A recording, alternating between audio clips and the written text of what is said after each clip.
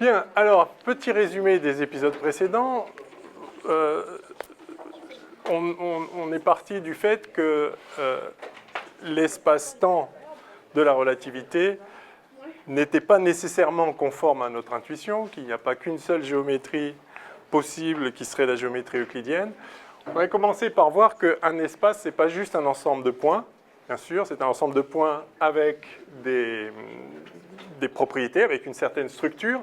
Et la première structure qu'on a introduite, c'était la topologie, qui permet de parler de limites, de continuité. De continuité de fonctions qui sont définies sur l'espace en question.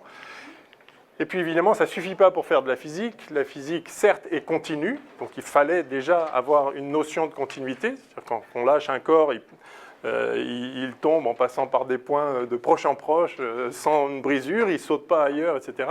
L'évolution de tous les systèmes physiques est continue, donc il faut clairement une notion de continuité, mais il y a d'autres choses. Enfin, en fait, la physique s'exprime avec des équations différentielles, c'est-à-dire les lois physiques décrivent comment les systèmes évoluent, alors quand c'est de la mécanique, comment la position évolue de proche en proche, mais à partir de ces dérivés, donc c'est des taux de variation qui sont donnés par les équations, donc il faut une structure différentielle. Donc là, si on dit structure, c'est structure topologique, structure différentielle. On a vu aussi qu'on avait besoin, j'aurais peut-être dû le mettre au milieu, on a besoin de pouvoir repérer des points, c'est-à-dire qu'on est capable de désigner des points, et donc il y a une notion de système de coordonnées. Donc avec tout ça, on avait fait la notion de variété, c'est-à-dire que localement, on peut mettre un système de coordonnées, c'est-à-dire sur M, l'ensemble l'espace en question, définir une carte, alors généralement pas sur l'ensemble de la variété, mais sur un sous-ensemble ouvert de la variété, définir une carte qui nous amène dans Rn, c'est-à-dire un ensemble de n nombres qui permettent de désigner des points, de repérer leur position. Donc on a introduit ensuite une structure différentielle via la notion de vecteur. Un vecteur étant introduit comme une dérivée directionnelle. C'est l'équivalent de ce qu'on écrit habituellement V scalaire nabla F. Je mets des guillemets, quand on a... dans l'espace que vous avez l'habitude de manipuler avec un produit scalaire, etc. Mais en fait, l'astuce consiste à désigner tout ça comme le vecteur lui-même. Et donc, vous n'avez pas besoin de produit scalaire, c'est directement le vecteur qui est une dérivée directionnelle, avec ses composantes dans une certaine base associée à une certaine carte. À partir de ça, on a défini l'espace vectoriel tangent en chaque point, puis en prenant la collection de tous les espaces vectoriels tangents, le fibré tangent. Évidemment, dès qu'on a un espace vectoriel, on a l'espace vectoriel dual. Donc pareil, on peut faire aussi la collection de tous les espaces duals. On a donné des structures à tout ça. On a vu que c'était elle-même une variété différentielle lisse. On a montré qu'à partir de la structure différentielle sur la variété, on peut obtenir la structure différentielle sur le fibré tangent. On a défini du coup les champs de vecteurs et plus généralement, ayant le dual, les champs de covecteurs, puis les champs de tenseurs, de tout rang possible, donc tous les champs tensoriels possibles. Et puis, on s'est aperçu que ça donnait effectivement une structure différentielle au fibré tangent, mais qu'il manquait quelque chose pour vraiment donner la dérivée. Alors, la dérivée des fonctions, oui, ça c'est donné dès le stade des vecteurs. La dérivée dans une certaine direction x d'une fonction, c'est le vecteur appliqué à la fonction, c'est la définition même du vecteur. Mais si on veut dériver autre chose que des fonctions, c'est-à-dire des structures un peu plus complexes, et dans la réalité physique, il n'y a pas juste des fonctions, il n'y a pas juste la température en un point ou la densité en un point, il y a en chaque point des grandeurs vectorielles, par exemple le champ électrique, par exemple le champ gravitationnel. En physique newtonienne, le champ gravitationnel est réinterprété en relativité. Et donc on veut aussi pouvoir,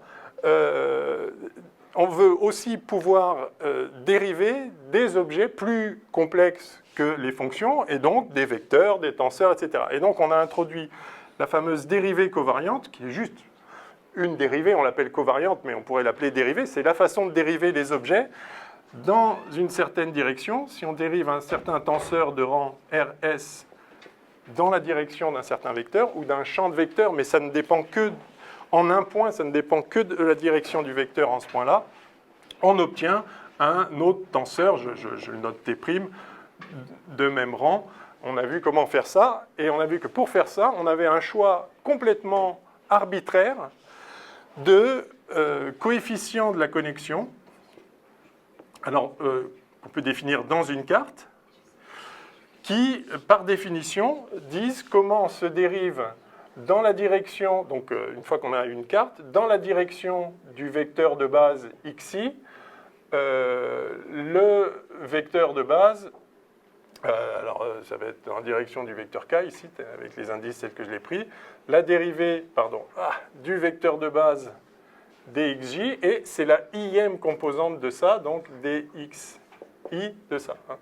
C'est-à-dire que la dérivée dans la direction k du vecteur dans la direction j, c'est la somme de ces trucs-là, d sur dxi.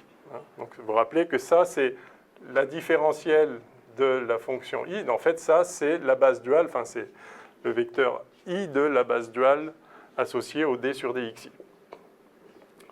Voilà, et ce qu'on a vu, c'est qu'une fois que... Alors, on a besoin d'introduire ces choses-là arbitrairement pour pouvoir dériver des vecteurs, mais une fois qu'on a ça, en exigeant, vous vous rappelez la règle de Leibniz, parce que toute dérivation doit vérifier la règle de Leibniz, sur des tenseurs de rang plus grand, on peut de proche en proche montrer comment dériver n'importe quelle grandeur tensorielle, n'importe quel champ tensoriel sur la variété. Donc ça, on a un très fort prix à payer ici, mais une fois qu'on l'a payé, on peut tout faire sur la variété. Alors, ce qu'on a vu aussi à la fin, je crois, de la dernière fois, c'est que ce prix qu'on paye ici, en fait, il est naturel qu'on ait à le payer. On ne peut pas ne pas avoir à le payer parce qu'en fait, ces coefficients, enfin, disons, cette connexion nabla, c'est ça qui donne la forme de la variété au sens ordinaire de la forme. C'est-à-dire, en fait, une fois qu'on a ça, on voit comment transporter un certain vecteur le long d'une courbe parallèlement à lui-même. Alors dans l'espace euclidien, c'est trivial, parallèlement à soi-même, on peut définir une base cartésienne dans tout le plan, et puis transporter parallèlement, c'est simplement ne jamais changer les coordonnées du vecteur. Donc on a un vecteur V dans une base UX, UY, UZ qui a pour coordonnées VX, VY, VZ, et puis si on se met ailleurs, le vecteur qui a les mêmes coordonnées, c'est le même vecteur. Pourquoi? Parce que la base UX, UY, UZ est la même partout. Mais ça n'a plus de sens dans un espace général où ça, c'est une base en un point, de l'espace vectoriel tangent en un point, mais pas en un autre point. Donc il n'y a aucun sens de dire que les vecteurs sont les mêmes. C'est pour ça qu'il y a besoin de dire comment ils changent les vecteurs quand on passe d'un point à un autre. Donc transporter parallèlement, dès lors qu'on n'a plus une base globale avec des vecteurs identifiés partout, ce n'est possible...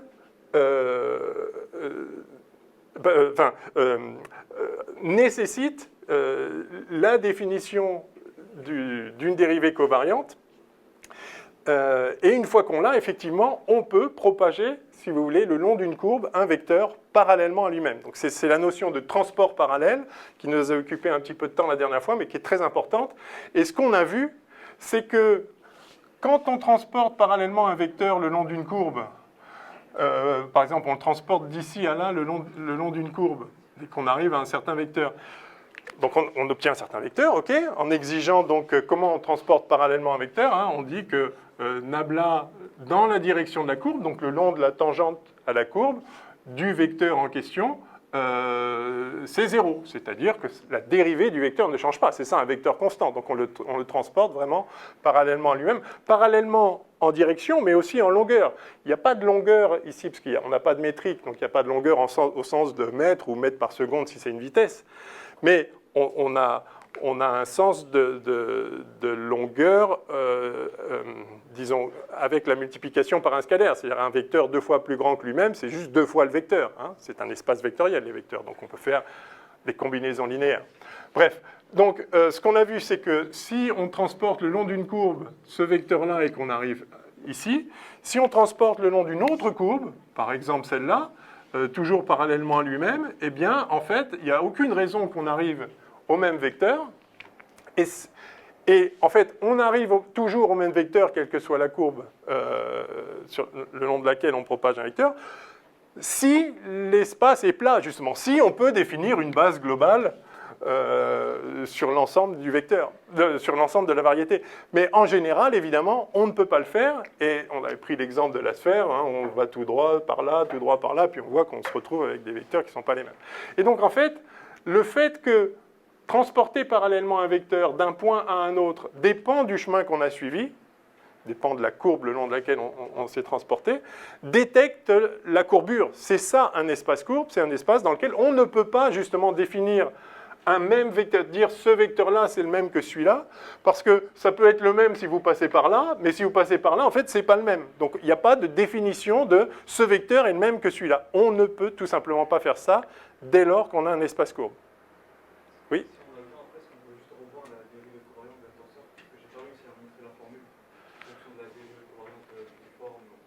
Ok, on fera peut-être ça à la pause alors, mais ouais. Et si on a le temps, je le ferai pour tout le monde.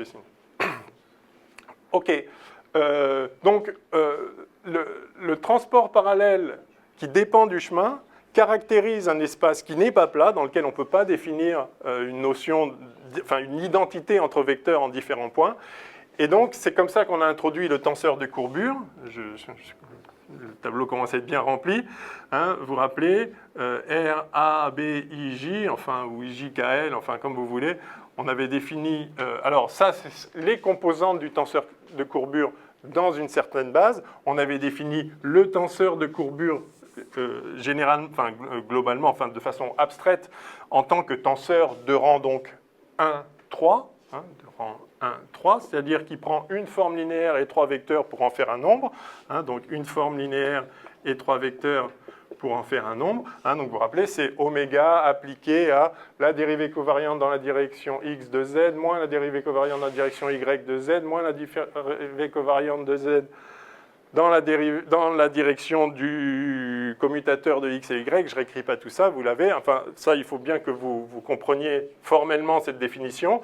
Et puis, on avait obtenu, donc on l'avait fait explicitement, en se mettant dans une base donnée, hein, c'est-à-dire en se mettant dans une base associée à une carte donnée, c'est-à-dire en remplaçant ça. Alors, si on veut cette composante-là, ça va être quand on met ici D sur DXA, ici D sur DXA, D sur DXB, D sur DXJ, et D sur et D sur DXJ, voilà. Et quand on fait ça, on a calculé, et on obtient évidemment quelque chose qui ne dépend que des coefficients gamma, parce que c'est la seule chose qui intervient là. Et vous voyez donc que le tenseur de courbure, la manière dont échoue l'identité d'un vecteur quand on le propage sur une courbe fermée, ce tenseur de courbure dépend de la connexion. Il ne dépend que de la connexion. C'est bien la connexion qui donne la forme de la variété. Hein. Parce que, je l'avais rappelé, cette variété qui est la sphère S2 avec la topologie et la structure différentielle standard et une certaine dérivée covariante. Donc, on avait dit ça, c'était la sphère ronde. Et puis, cette variété-là, en tant que variété différentielle, c'est exactement la même. Ce qui la distingue, c'est uniquement justement la dérivée covariante. Ici, on va dire que c'est un ellipsoïde ou un patatoïde quelconque. Et donc, c'est vraiment la dérivée covariante qui donne à la variété sa forme repérée par la courbure, mais en chaque point. Évidemment, c'est un champ de courbure qu'on a. Hein, ceci est en chaque point. Ici, vous avez des champs partout. Alors, ça donne sa forme, mais ça ne donne pas de notion de taille. C'est-à-dire que cette sphère-là et celle-là, ou celle-là, c'est la même. C'est exactement là. Et on n'a pas de notion de distance, on n'a pas de notion de taille. Il nous manque ça. C'est ça qu'on va introduire aujourd'hui. On va introduire donc une métrique, c'est la métrique qui va permettre de mesurer, comme son nom l'indique. Alors, pas directement des longueurs, mais on va finir par avoir la notion de longueur, mais qui permet de donner une notion de longueur sur des vecteurs. Donc, quand on a une courbe qu'on parcourt à la vitesse d'un certain paramètre lambda, hein, vous vous rappelez qu'une courbe, c'est une application de R dans la variété qui a un certain lambda associé à un certain point, gamma de lambda. On a défini le vecteur tangent. Alors, je le représente tangent, mais c'est un truc intrinsèque. Hein. Là, on a plongé la courbe dans un espace extérieur, mais justement, toute l'idée, c'est de définir intrinsèquement les vecteurs. Je peux avoir pour une même courbe, si je change le paramétrage, je peux avoir des vitesses plus ou moins grandes. Si je parcours à vitesse de paramètre 2 fois plus grande, je vais avoir une vitesse 2 fois plus grande. Mais 2 fois plus grande au sens où le nouveau vecteur, ça va être 2 fois l'ancien. Mais encore une fois, j'ai une notion de rapport de taille sans avoir de notion de taille, en quelque sorte. Ce que je veux maintenant, c'est pouvoir donner... En fait, je veux pouvoir définir une taille. Et je veux aussi, pour ça, il me suffirait d'une norme. J'introduis une norme dans l'espace vectoriel TPM, et à ce moment-là, une norme, c'est quoi? Si vous prenez un vecteur, ça vous donne un nombre. Alors, ça doit vérifier l'inégalité triangulaire, etc. C'est jamais négatif, et ce n'est nul que si le vecteur est nul, etc., etc. Mais bon, je me donne une norme là-dessus, et ça y est, je peux attribuer un nombre à chaque vecteur. Et puis évidemment, la norme de lambda fois le vecteur, ça doit être valeur absolue de lambda fois la norme du vecteur. Enfin bref, vous savez ce que c'est qu'une norme. Alors ça c'est bien, ça donne une taille, mais en fait on veut mieux qu'une taille, on veut aussi une notion d'angle entre les directions. On a une notion d'angle dans la physique. On a différentes directions, ok, on peut aller par là ou par là, mais il y a l'idée que, on peut définir des angles localement, temps de radian. Et pour ça, en fait, il faut faire un tout petit peu mieux qu'une norme, il faut un produit scalaire. Donc, on a déjà parlé des métriques quand on a revu un petit peu les espaces vectoriels, quand on a réintroduit le dual et puis l'espace de tous les tenseurs. Maintenant, on va faire ça, on va définir une métrique sur notre variété. Donc, on va ajouter une structure. Donc, je vais tout effacer. Est-ce que vous avez des questions sur ce rappel général ? Je pense que c'est bien que vous ayez...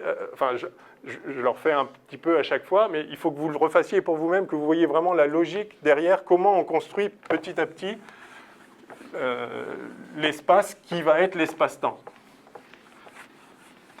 Donc j'espère faire 2 chapitres aujourd'hui. Le premier qui va être la métrique, en fait, et le deuxième qui va être l'espace-temps de la relativité, avec, si tout va bien, à la fin, les équations d'Einstein. Je ne suis pas sûr d'y aller, mais on va essayer. J'espère que oui. C'est faisable, c'est faisable. OK. Alors, ce rappel étant fait, chapitre 6, métrique et géodésique. Ah, j'ai oublié une chose. C'est qu'une fois qu'on a la connexion, donc... M, O, A, la connexion. Une fois qu'on a ça, donc on a la dérivée covariante, tout ce que j'ai dit, je ne répète pas. Et évidemment, ça nous permet de définir la notion de droite. Une ligne droite, bien évidemment, qu'est-ce que ça pourrait être d'autre? Ça a toujours été ça et ça sera toujours ça.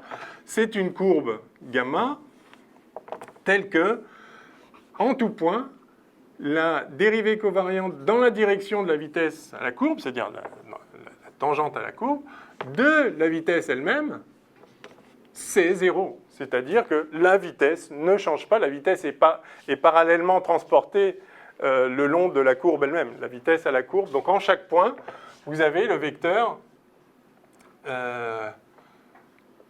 qui est le même. Alors là, vous me direz, c'est pas le même. Si, c'est le même. Enfin, ça dépend de la connexion. Ça n'a pas l'air d'être le même parce que là, je l'ai représenté dans un espace euclidien qui a sa propre connexion qui est inscrite dans nos yeux, dans notre cerveau, dans notre représentation du monde.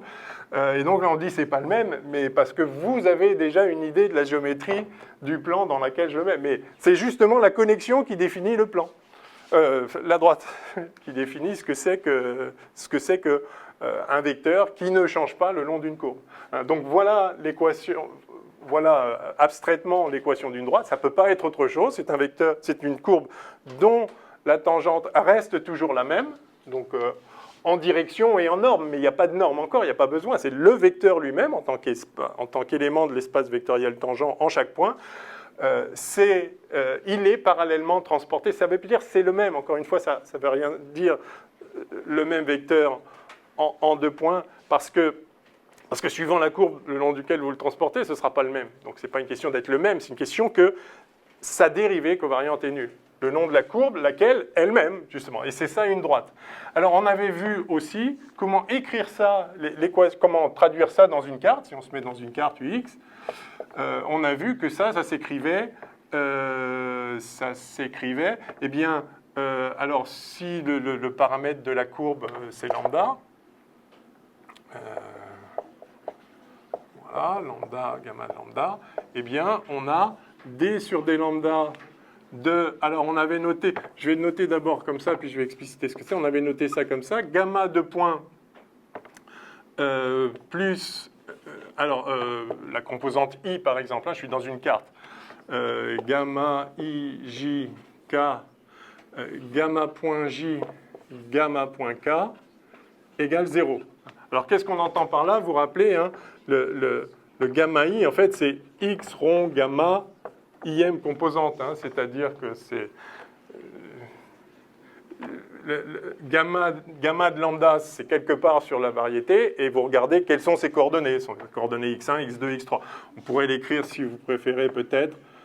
C'est peut-être plus explicite, mais en mettant ici, c'est le x du point gamma lambda, et ça, c'est donc la dérivée, c'est d sur d, c'est d2x de gamma au point lambda sur d lambda 2, au point lambda en question. Hein. Tout ça, c'était des notations différentes pour dire exactement la même chose. Donc je peux le réécrire comme ça. X point J, X point, le X sur la courbe gamma au paramètre où on est à ce moment. Et voilà, on peut le réécrire comme ça. Donc ça, c'est l'équation d'une droite dans une carte. Et ça clôt le rappel que je voulais faire. Alors, chapitre 6. Celui-là est déjà mort, mais j'ai un nouveau aujourd'hui. Chapitre 6. Donc, on a dit métrique et géodésique.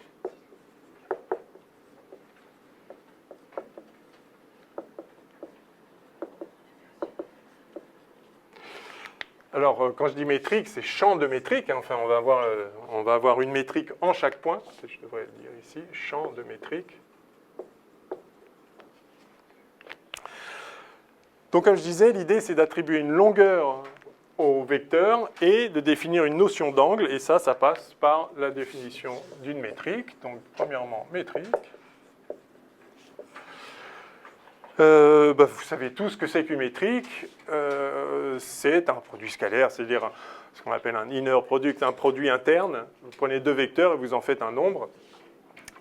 Donc, on a une variété une variété topologique, mais aussi différentielle avec une... en fait, il n'y a pas besoin d'une connexion. Pardon, il n'y a pas besoin d'une connexion. J'introduis simplement une nouvelle grandeur. G. Je vais, donc, enfin, on la note G généralement la métrique. Je pourrais aussi avoir une dérivée covariante, mais ce n'est pas la peine. Donc, je signale bien que ce qu'on définit là peut être défini indépendamment d'une structure, enfin, d'une dérivée covariante. Et donc, c'est simplement une application de gamma Tm croît lui-même dans R. Donc vous vous rappelez, ça c'est le fibré tangent, ça c'est l'ensemble des sections sur les fibrés tangents, c'est-à-dire c'est le C infini de M module des champs vectoriels, hein, et donc un champ X et un champ Y associe G de XY, qui est un nombre. Alors ça doit vérifier certaines choses. Alors je mets des lettres un peu bizarres là comme ça pour le champ, mais évidemment c'est en chaque point il y a une... on le note pareil, hein, le champ, c'est-à-dire vraiment la métrique proprement dite qui agit sur les champs de vecteurs, donc qui agit en chaque point sur les champs de vecteurs, mais en un point donné, à ce moment-là, si on a deux vecteurs du même espace vectoriel tangent, c'est-à-dire au même point, donc encore une fois, on devrait le noter différemment, parce que ça c'est partout et ça c'est juste en un point, mais il n'y a jamais d'ambiguïté possible. Voilà, donc à deux vecteurs en un point maintenant, associe G de x, y. Alors, il faut que, pour que ce soit une métrique, il faut que ce soit symétrique. Symétrique, hein, c'est-à-dire donc G de xy égale G de yx partout, très bien. Et il faut que ce soit non dégénéré, et ça vous savez, je pense que ça veut dire non dégénéré, hein, c'est-à-dire il faut qu'en fait l'application qui à x donne ce que j'ai appelé dans le DM et dans la feuille d'exercice d'avant aussi, puis j'ai déjà dit ça plusieurs fois oralement, ce que j'ai appelé le bras de X, hein, par analogie à ce qu'on fait en physique quantique quand on passe du quête au bras, hein, c'est-à-dire qu'on passe d'un vecteur à la forme linéaire associée. Je vous rappelais, j'avais montré que quand on a un produit scalaire, enfin un produit interne, on peut, non dégénéré justement, on a une association canonique entre un vecteur et une forme linéaire. Quelle forme linéaire? Celle qui réalise justement le produit scalaire avec le vecteur en question. Enfin, ça peu importe cette notation, hein, mais disons, l'idée c'est que l'application qui à x associe la forme linéaire qui fait le produit scalaire avec x, hein, de même que le bras ici, c'est pour ça que j'appelle bras, le bras ici, agit sur les vecteurs en donnant le produit scalaire, d'où la notation de Dirac. Et donc, non dégénéré, ça veut dire que ça, c'est un isomorphisme.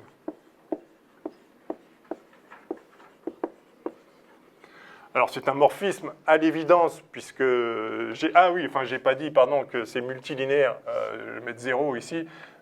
Évidemment, c'est une application multilinéaire, donc bilinéaire en l'occurrence. C'est-à-dire, c'est un tenseur, hein, je ne l'ai pas reprécisé, mais c'est une application, je vais le mettre comme ça, voilà, c'est ça. Voilà. C'est évidemment linéaire, hein, le produit scalaire de la somme de deux vecteurs avec un autre, c'est la somme des deux produits scalaires, etc. C'est un isomorphisme, donc c'est évidemment un morphisme par construction puisque G est linéaire, mais ça doit être inversible. Donc c'est ça que veut dire non dégénéré. C'est-à-dire qu'il n'y a pas... Enfin, cette application, elle n'est jamais nulle, sauf si x est nul. C'est-à-dire il n'y a pas de vecteur non nul dont le produit scalaire avec n'importe quoi vaut 0. C'est ça que veut dire non dégénéré. Je pense que vous connaissez ça. Vous aviez une question, non? Ouais. Non, ça c'est le G sur les champs de vecteurs, mais là, je devrais mettre G restreint au point P. En chaque point, ça fait un produit scalaire entre... Mais ce que je veux dire, c'est que la métrique fait des produits scalaires point par point. C'est-à-dire, on ne fait pas le produit scalaire d'un vecteur en un point avec un vecteur en un autre point. Donc, c'est vraiment ça qui est clé, mais évidemment, en chaque point, vous allez définir la métrique. Donc, vous définissez du coup un champ de métrique. Et ce champ de métrique et doit être lisse, bien sûr, tout doit être lisse. Et la façon de donner un sens au fait que c'est lisse vient de la structure différentielle de TM lui-même. Oui.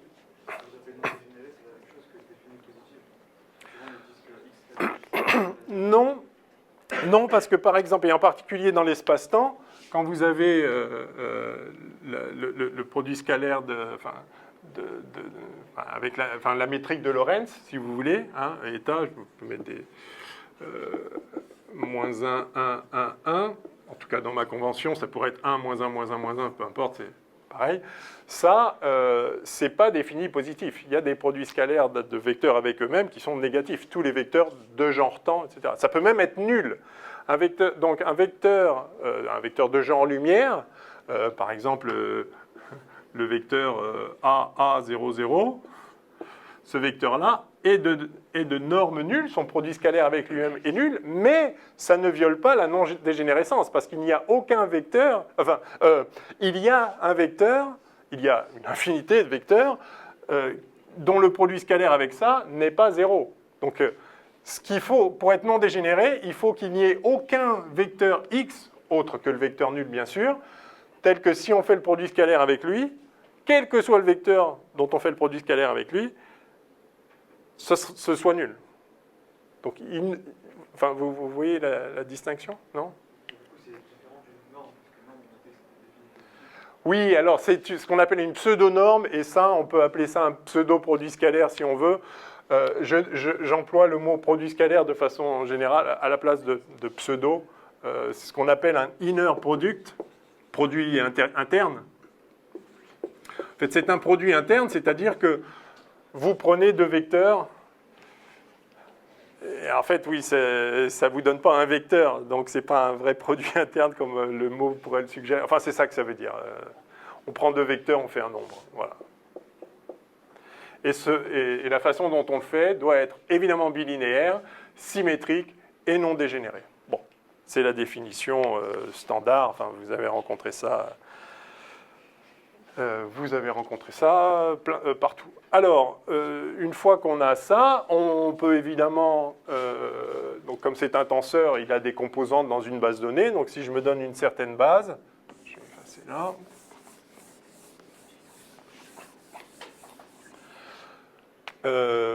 Alors, c'est un tenseur de rang 0,2, bien sûr, ou un champ de tenseur de rang 0,2, puisque ça prend deux vecteurs, ça prend 0 forme linéaire, ça prend deux vecteurs pour en faire un nombre. Et donc, dans une base associée à une certaine carte UX, je peux définir ses composantes, G, I, J, comme étant simplement G appliqué au vecteur de base I et au vecteur de base J. Et le fait que la forme soit symétrique veut dire que, bien évidemment, GIJ égale GJI. Ah, c'est équivalent, c'est ça que ça veut dire. Oui?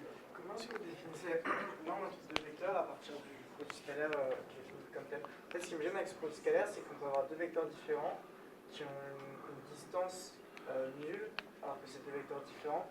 Et du coup, comment définir un angle? Est-ce que la formule qu'on avait avant, norme de U fois norme de V fois le cosinus entre les deux, c'est toujours valable ou pas?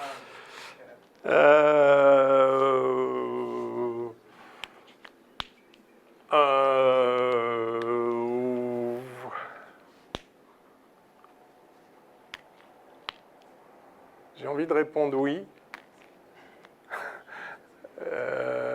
J'essaye de voir hein, qu'est-ce qui empêcherait ça.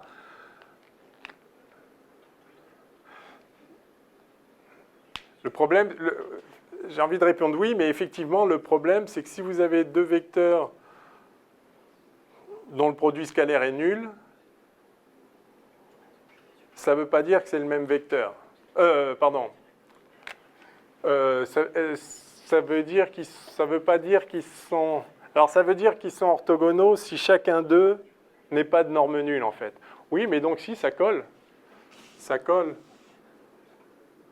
Si vous dites que U scalaire V, c'est norme de U, norme de V cos θ entre les deux, c'est ça que vous voulez dire. Si chacun... Alors, j'essaie de voir s'ils sont de genre lumière, leur norme à chacun est nulle. Et donc, vous allez avoir ça qui est nul. Or, oui, non, ça devrait pas, il ne devrait pas nécessairement être nul. Ouais, il faut se méfier. Dans le cas d'un pseudo-produit scalaire, il faut se méfier. Ouais, il faut se méfier. Donc, du coup, je réponds non, dans le doute, et à regarder de plus près. Très bien. Donc, voilà comment vous pouvez définir dans une carte. Et évidemment, hein, vous avez G de x, y.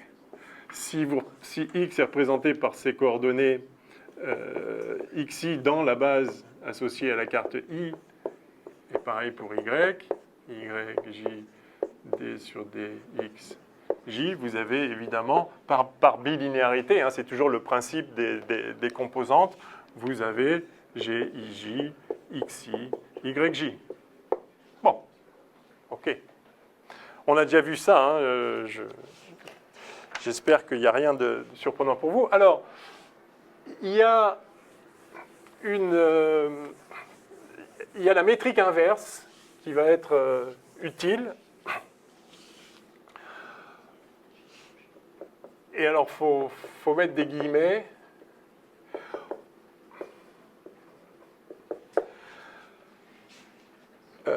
Oui, ce qu'on avait vu là aussi, c'est qu'une fois qu'on a le produit scalaire, on peut à tout vecteur donc associer la forme linéaire, c'est-à-dire le covecteur qui réalise le produit scalaire avec lui-même, donc ce que j'ai appelé bras de x, mais c'est pas du tout une appellation. En fait, il y a une appellation un peu plus normalisée de ce truc-là, qui est ce qu'on appelle l'isomorphisme musical, ou bémol. Vous avez entendu parler de ça, l'application bémol? Bémol de x. Et l'application inverse, c'est dièse de x. Alors, l'idée, c'est des enthousiastes de la musique probablement qui ont fait ça. Donc, l'idée, c'est que vous baissez les indices. Donc, vous avez un vecteur comme ça, et vous en faites la forme linéaire qui réalise le produit scalaire. Donc, le bras de x, hein, on a vu que c'était g de x point. C'est-à-dire, c'est une forme linéaire qui, si vous lui appliquez y, ça donne le produit scalaire. Hein. Donc, l'idée, c'est que ça, c'est l'objet qui, appliqué à y, à yj d sur dxj, un vecteur y, donne ça. Et donc, vous voyez que, en fait, les composantes de ce truc-là, c'est ça. Les composantes dans la base. Donc, ça, c'est une forme linéaire. Je le mets en un point. Donc, ça a certaines coordonnées. Bras de x. Ça a des composantes i, des xi comme ça. Ça se développe sur la base duale. Et les composantes de cette forme linéaire dans la base en question, eh bien, c'est... Enfin, voilà, vous avez bras de qui vaut ça. Voilà, c'est égal. Pas par définition, hein, de sorte que, effectivement, donc on définit, alors, on note, plus exactement, on note bras de x ou bémol de x ou g de x point, on note cette forme linéaire, ce covecteur, celui-là, hein, donc bras de x ou g de x point, comme vous voulez. On note ce covecteur. Alors on note les composantes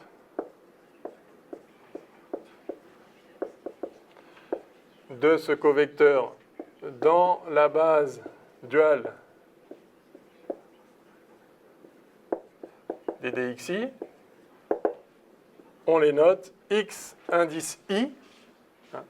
Et donc, voilà. Et donc, ce x indice i, par définition, c'est g, i, j, x, j. Autrement dit, on se sert de la forme linéaire, de la forme bilinéaire du produit scalaire, de la métrique, pour transformer un vecteur dont les composantes dans une certaine base sont représentées avec un indice contravariant en haut. On se sert de cette métrique pour transformer un vecteur en un covecteur. Et comme c'est le covecteur associé canoniquement, traditionnellement, on garde la même lettre. Mais c'est évidemment pas le même objet. Ça, c'est une forme linéaire. Ça, c'est un vecteur. Rien à voir. Mais il y a une association canonique de l'un à l'autre qui est bijective par hypothèse. Hein, que G, ça fait partie de la définition. La métrique, ça doit... Enfin, bijective. Oui, qui est bijective. C'est-à-dire, ça doit être non dégénéré. Ça doit être enfin, c'est non dégénéré. Donc, ça veut dire qu'il y a un isomorphisme entre les vecteurs et les covecteurs. Et l'isomorphisme est réalisé précisément par la métrique. Et donc, on peut, à chaque objet avec des indices en haut, on peut associer un objet avec des indices en bas. À chaque vecteur, on associe un covecteur. Inversement, à chaque covecteur, on peut associer un vecteur. C'est l'application ket. C'est-à-dire, vous avez une forme linéaire et vous en faites le ket associé, c'est-à-dire le vecteur associé. Donc, ce que les gens parfois appellent dièse de oméga, qui est un vecteur, donc là vous avez une forme linéaire, vous êtes dans TP étoile M, évidemment vous pouvez le faire en chaque point, donc vous pouvez le faire sur les champs de vecteurs avec, hein, et vous allez dans TPM, ça donne quel vecteur?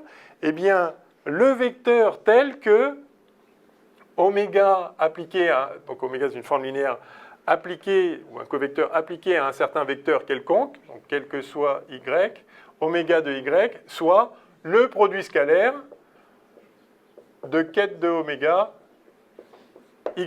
Voilà, si vous voulez, la définition de ket ou de dièse. Alors pourquoi dièse? Parce que si vous regardez maintenant, si vous avez les composantes, si ça, dans la base des dxi a pour composante oméga i, eh bien le vecteur ket de oméga a pour composante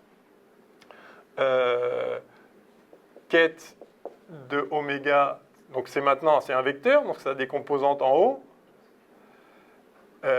i, eh bien ça a pour composante, alors c'est relié linéairement évidemment à oméga i, donc il y a une certaine matrice, je vais la noter H telle qu'on puisse faire ça.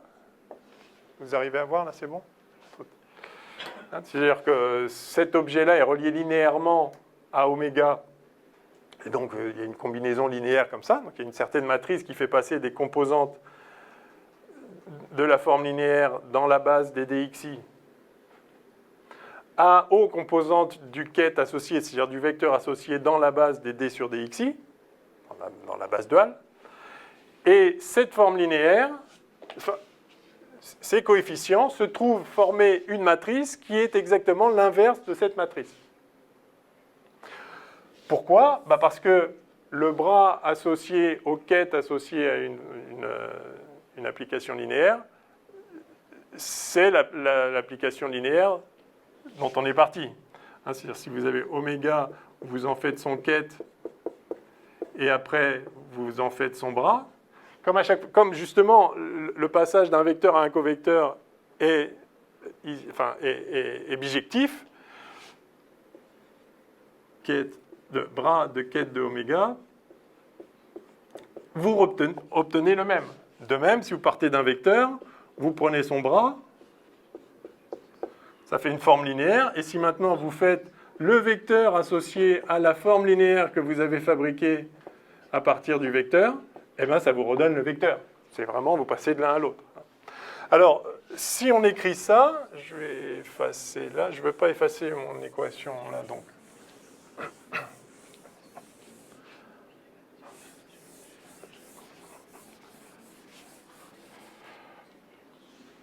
Donc, on a vu qu'on avait xi, on définit comme étant la forme linéaire associée. Enfin, plus exactement, on note xi, la forme linéaire associée à x définie comme ça. Et de même, on a donc oméga, on va noter ça là, on va aussi le noter oméga i. Puisque c'est le vecteur associé à la forme linéaire, on garde le même nom, juste on met l'indice en haut. Et donc on va avoir oméga i qui vaut h i j oméga j. D'accord ? Vous voyez ce qu'on fait, hein ? Donc c'est en ce sens-là que passer d'un vecteur à un bras, c'est baisser l'indice, c'est pour ça que les gens appellent ça bémol. D'accord ? C'est vraiment prendre le bras, bémol, parce que vous diminuez un peu le niveau de la note. Et là, vous le montez, donc c'est dièse. D'accord ? Okay. C'est juste une façon de parler. Je préfère bras et quête, parce que vous avez l'habitude de passer d'un quête à un bras tout le temps en physique quantique. Et donc, c'est ça qui se passe. Alors, la chose à réaliser ici, c'est que, donc, la métrique étant donnée, on a cet isomorphisme canonique entre un vecteur et un covecteur, enfin entre les vecteurs et les covecteurs. On a aussi l'isomorphisme canonique associé, qui est juste son inverse des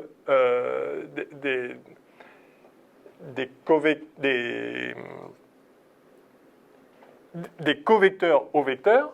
Et ce qu'il faut réaliser ici, c'est qu'en fait, cette matrice-là, en fait HIJ, la matrice HIJ, c'est la matrice G-1 IJ. IJ ou JI, peu importe, parce que c'est symétrique de toute façon. Oui ? C'est un peu bizarre de dire que c'est l'inverse, parce que avec la matrice G, je prenais deux vecteurs et je donnais un scalaire. Donc là, je suis pas dans le même espace. Absolument.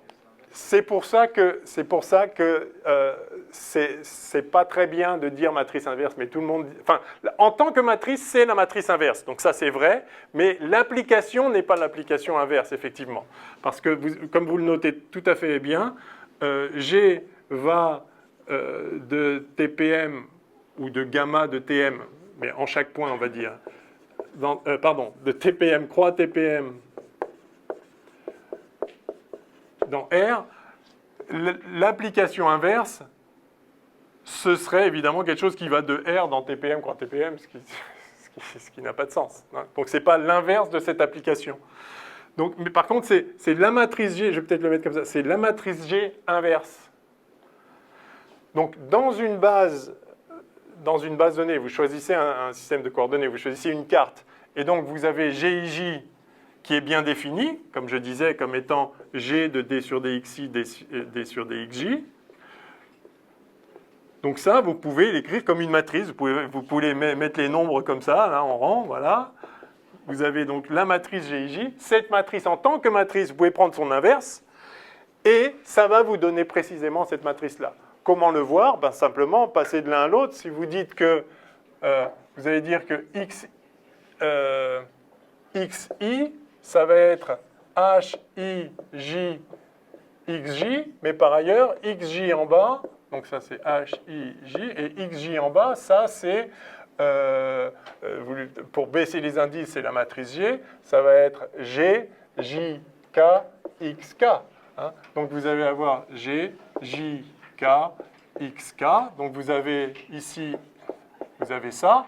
Or évidemment, XI égale XI, donc il faut que ce truc-là soit delta I K, évidemment. Mais ce que vous voyez là, c'est que vous avez un produit de matrice avec une somme JJ, là. Donc ça, c'est le produit, par définition, c'est la composante IK du produit de matrice HG, IK, qui doit être delta IK. Oui, bah, c'est la définition de la matrice inverse. Donc effectivement, c'est bien la matrice inverse. Donc on pourrait la noter, ce serait un petit peu un abus, mais effectivement, on pourrait la noter G-1 IJ, cette matrice, mais on fait encore pire que ça. Non seulement on la note, non seulement on fait ces tabus-là, mais on fait encore plus, on fait ça. Donc, en fait, le HIJ, voilà, noté comme ça, mais plus souvent encore, noté tout simplement GIJ. I, J. On fait comme si c'était la même matrice, mais avec des indices en haut. Et du coup, en fait, il n'y a pas d'ambiguïté. C'est pour ça qu'on ne s'embête pas à mettre des -1, à mettre des etc. En fait, on note GIJ, HIJ, on note GIJ. Parce qu'en fait, c'est le HIJ qui est formé à partir de la métrique. Ce qu'on se donne, c'est la métrique. Une fois qu'on a la métrique, on peut passer de n'importe quel vecteur au covecteur associé, mais aussi on peut passer de n'importe quel covecteur au vecteur associé, à partir des mêmes données, la métrique. Alors, dans des composantes, cette métrique se traduit par une matrice, et ce qui fait passer du covecteur au vecteur, c'est une autre matrice qui, dans la même base, est la matrice inverse. Mais du coup, on note avec des indices en haut, pour respecter notre convention sur les indices, et du coup, vu que c'est les mêmes données, c'est la même métrique qui fait ça, ben, on note G aussi. Voilà. Donc finalement,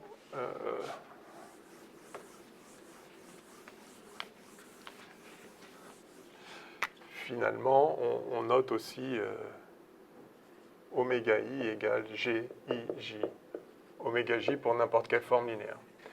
Et alors en fait, ça se généralise à tout tenseur. Si vous avez un tenseur qui, dans une certaine carte X, j'écris, je ne sais pas, I, J, K, vous pouvez monter les indices, descendre les indices, vous pouvez faire un... Donc là, c'est une fois contravariant, deux fois covariant, donc c'est un tenseur de rang 1, 2. Vous pouvez en faire un tenseur de rang, je ne sais pas, les 0, 3. On va baisser l'indice, I, on va le mettre en bas. Comment on fait? Eh bien, on va faire, donc toujours dans la carte X, I, J, K. Eh bien, ça va être J, donc I, L, T, L, J, K. L'indice que vous voulez baisser, vous l'associez. S'il est en haut, vous le mettez en bas avec la matrice G, avec les indices en bas, et vous annihilez les L et il vous reste le I. Donc voilà. Vous pouvez aussi en faire un tenseur de rang 2, 1, c'est-à-dire vous pouvez monter un indice. Vous allez avoir Tx, du coup I, J, K, qui va être... alors là, il faut monter. Donc pour monter l'indice, vous prenez la matrice avec les indices en haut. C'est le J que vous avez voulu monter. Donc I,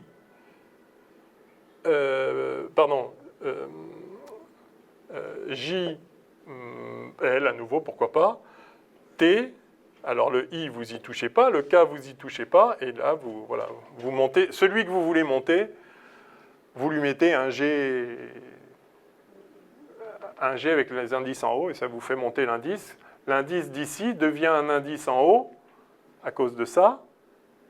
Enfin, ça s'annihile, et ça devient l'indice ici. Donc l'indice qui était là, il devient là, et voilà, c'est ça. Donc vous voyez comment on fait, c'est une petite gymnastique, mais tout ça est lié à cet isomorphisme qui fait passer d'un bras à un quête, ou d'un quête à un bras, c'est-à-dire d'un vecteur à un covecteur, de façon complètement canonique, dès lors que vous avez une métrique. On avait dit tout ça déjà dans un cours où on a vu ça. Je le rementionne maintenant parce qu'on va l'utiliser un peu plus abondamment. Mais c'est important de comprendre que c'est quelque chose qui est donné dans n'importe quel espace vectoriel. Ça n'a rien à voir avec les variétés, ça n'a rien à voir avec, et encore moins les dérivées covariantes, etc., les connexions et tout ce qu'on veut. Dès que vous avez un espace vectoriel, vous avez l'espace vectoriel dual associé qui, lui, est isomorphe en dimension finie. On est toujours en dimension finie.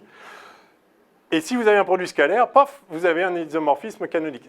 L'espace vectoriel et l'espace vectoriel dual, ils sont toujours isomorphes, puisqu'ils sont de même dimension finie. Mais il n'y a pas d'isomorphisme canonique en général, j'avais bien insisté là-dessus. Mais si vous avez un produit scalaire, enfin une forme bilinéaire non dégénérée, alors vous avez un isomorphisme canonique, et donc le voici. Ok, alors ça j'espérais passer 5 minutes là-dessus, mais ça a été un petit peu plus long, qu'à cela ne tienne. Donc cette métrique permet de donner une taille au vecteur, une longueur au vecteur, une longueur. C'est bon, je peux effacer? Ok. Donc deuxièmement, longueur d'une courbe. Alors, on va commencer par... Oui, vas-y, allez, longueur d'une courbe directement. Il faut qu'on accélère.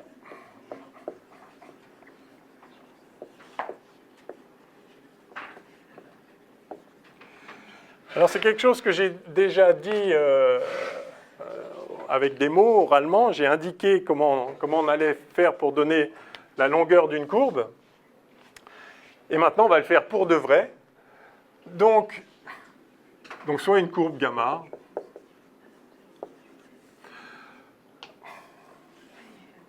En chaque point, vous avez le vecteur vitesse, que je représente comme un vecteur tangent ici, je ne devrais pas, mais enfin, on se comprend. Donc c'est le vecteur vitesse en ce point-là, donc c'est V au point, enfin, la vitesse associée à la courbe gamma au point gamma de lambda. Donc en chaque point, vous avez une certaine vitesse. Et puisque vous avez une vitesse, donc vous avez une vitesse qui est un vecteur au point P, au point P gamma de lambda, pardon, donc T gamma de lambda M. Puisque vous avez une métrique, vous pouvez déterminer la norme de cet objet-là.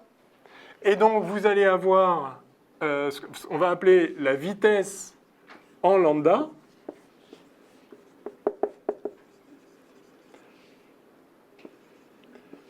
la vitesse au point P de lambda. Je la note un V comme ça. Maintenant, ça va être une vitesse qui est dimensionnée. Je peux l'appeler vitesse dimensionnée. Ça va simplement être G de V, la vitesse en tant que vecteur tangent à la courbe, virgule lui-même. C'est le produit scalaire du vecteur vitesse avec lui-même. Et ça, maintenant, ça, c'est un nombre. Avant, il n'y avait aucun moyen d'associer un nombre à un vecteur. Un vecteur, c'est un vecteur. Mais maintenant, on a une métrique qui prend deux vecteurs et qui fait un nombre. Donc ça, c'est bien un nombre. C'est une vitesse dimensionnée. C'est la norme au sens fourni. Alors, la pseudo-norme, parce qu'évidemment, dans un espace... dans une variété non riemannienne. Une variété riemannienne, en fait, c'est une variété dont la métrique va avoir pour signature 1, 1, 1, 1. Enfin, plus que des plus. Auquel cas, c'est une vraie norme au sens ordinaire.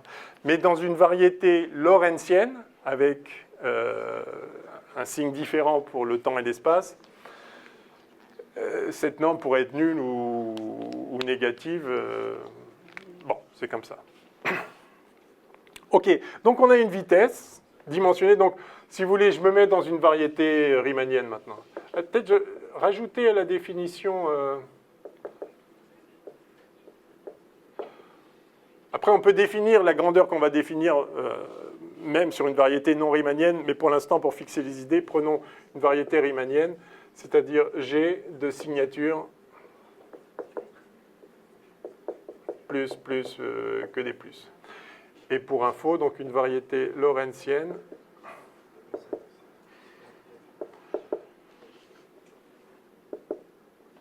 ça va être G de signature moins, plus, autant de plus que vous voulez d'ailleurs, mais évidemment pour l'espace-temps, il y aura 3 plus et 1 moins. Oui? Moi, pour la riemannienne, c'est plus, moins, plus, c'est pas... Non, pardon, c'était des 3 petits points. Pardon, ouais. C'est que des plus. OK, donc vous avez ici une vitesse au point lambda qui très naturellement est la norme du vecteur vitesse. OK. Et à partir de ça, si vous avez la vitesse en un point, vous pouvez déterminer la longueur de la courbe. C'est extraordinaire. Maintenant, on a une longueur alors qu'on n'avait pas. On n'a pas défini la métrique comme un truc qui mesure des longueurs. Des longueurs en mètres. On a défini la métrique comme quelque chose, parce que c'est en un point, c'est localement. On l'a défini, on l'a introduite comme le produit scalaire entre deux vecteurs en un point. Et les vecteurs en un point sont des vecteurs vitesse de courbe. Mais une fois qu'on a les vitesses, on peut intégrer la vitesse sur le temps et on a la distance parcourue. C'est ça l'idée. Donc, par définition, la longueur de la courbe gamma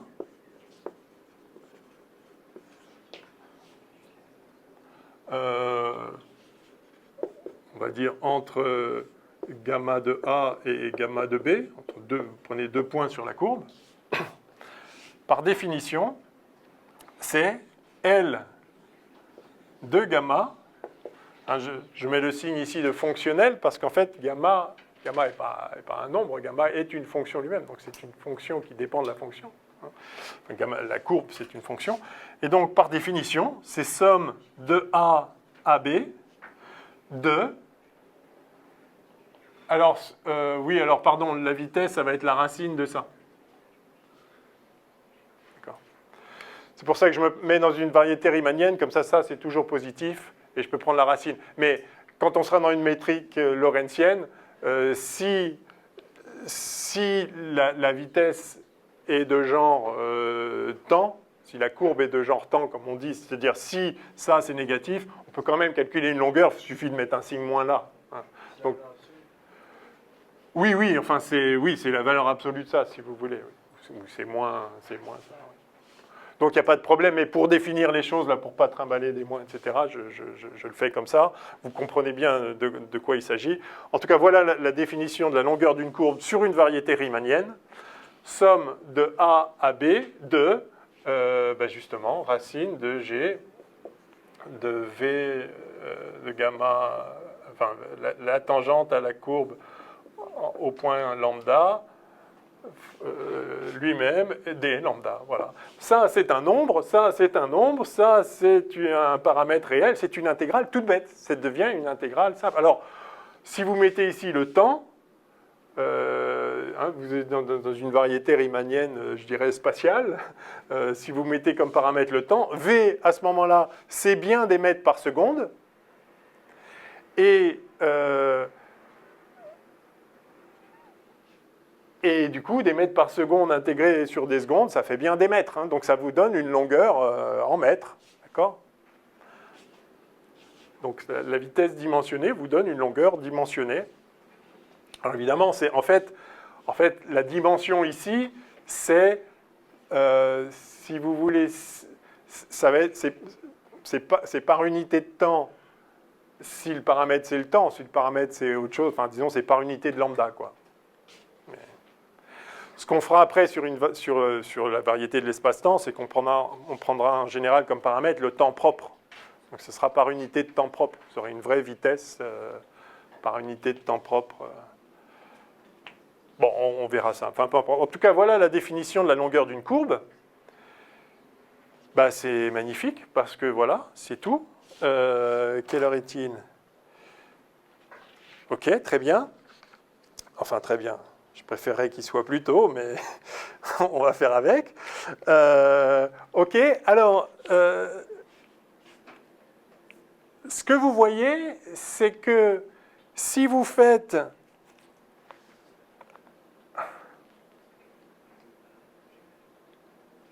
Ouais, mettons-nous dans une carte. Donc ça, c'est la définition abstraite. Là, il n'y a rien qui fait référence à un système de coordonnées, à une carte quelconque. La vitesse est définie intrinsèquement comme le vecteur tangent à la courbe. G est une fonction qui agit sur des vecteurs, etc. Voilà, et ça fait un nombre, et voilà. Voilà la longueur de la courbe. Dans une carte, évidemment, V gamma en gamma de lambda, c'est quoi? C'est tout simplement... le vecteur qu'on avait toujours noté gamma.i d sur dxi, d'accord? Ou ce que j'ai renoté là-bas, j'ai les deux notations là pour qu'on voit bien de quoi on parle. Hein. Donc ça, si vous voulez, c'est x rond gamma prime i. Donc le i, je le mets là ou là, peu importe, c'est la ième composante. Prime, voilà, ou alors encore, si vous préférez, x point i, le x de la courbe gamma. Enfin, au point de la courbe de gamma de lambda, d'ailleurs. Bref, vous voyez bien de quoi il s'agit, c'est le vecteur qu'on a toujours défini, mais maintenant, donc, dans ces composantes-là, on peut écrire ça comme étant somme de A à B de racine de GIJ, alors ou au point évidemment gamma de lambda. La métrique n'est pas nécessairement la même partout. En chaque point, il y a une métrique, mais la métrique peut varier de point en point, bien sûr. Hein? Alors, dans l'espace plat de Minkowski, la métrique est la même partout. Si vous prenez les coordonnées naturelles, entre guillemets, vous allez avoir moins 1, 1, 1, 1 en chaque point, ça va être les mêmes. Et donc, du coup, vous avez un espace qui est plat, vous pouvez transporter les vecteurs partout, et donc vous avez une structure d'espace vectoriel global, donc d'espace affine, sur la variété globale de l'espace-temps de Minkowski. Mais de manière générale, il n'y a aucune raison qu'en chaque point, la métrique soit la même. Donc, en chaque point, il y a une certaine métrique. Donc, oui, enfin, si, c'était ça. Donc, fois gamma i point ou xi point de la courbe gamma au point lambda, xj point de la courbe gamma au point lambda, en fait, d'ailleurs, ça devrait même être comme ça, etc., fois des lambda. Bon, bref, c'est la même chose écrit dans les composantes. Alors, pourquoi je le mets comme ça? C'est parce qu'en fait, donc ce x point-là, en fait, c'est d sur des lambda, voilà, disons comme ça. Donc, voilà ce que donne ce qu'est la longueur. Et là, ce que vous voyez, et heureusement, sinon ce serait... Enfin, pas forcément, j'allais dire ce serait mal défini, mais en fait... Non, ce sera une définition quand même, mais ce que vous voyez là, c'est que la longueur de la courbe est indépendante du paramétrage. Ça, c'est capital.